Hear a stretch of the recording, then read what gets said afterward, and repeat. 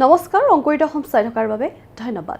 আৱৰ্জনাক সম্পদলৈ ৰূপান্তৰ কৰি কৃষকৰ স্বাৱলম্বিতাৰ নতুন দুৱাৰ মুকলি কৰাৰ লক্ষ্যৰে শোণিতপুৰত গ্ৰহণ কৰা হৈছে এক গুৰুত্বপূৰ্ণ পদক্ষেপ।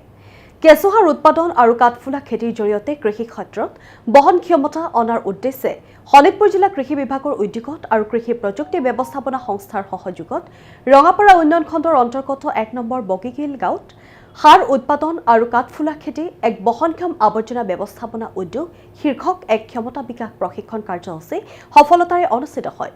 উক্ত প্ৰশিক্ষণ কাৰ্যসূচীত স্থানীয় কৃষকসকলক কেঁচুসাৰ উৎপাদনৰ আধুনিক পদ্ধতি, কাঠফুলা খেতিৰ বৈজ্ঞানিক কৌশল, আৱৰ্জনাৰ সঠিক ব্যৱহাৰ তথা কৃষিৰ জৰিয়তে অতিৰিক্ত উপাৰ্জন সৃষ্টিৰ বিভিন্ন দিশৰ বিষয়ে বিতংভাৱে প্ৰশিক্ষণ প্ৰদান কৰা হয়। বিশেষকৈ কৃষি আৰু গৃহস্থলীৰ পেলনীয়া সামগ্ৰীক বৈজ্ঞানিকভাৱে ব্যৱহাৰ কৰি জৈৱিক সাৰ উৎপাদনৰ লগতে কাঠফুলা খেতিৰ জৰিয়তে স্বাৱলম্বী হোৱাৰ সম্ভাৱনাৰ ওপৰত গুৰুত্ব আৰোপ কৰা হয়।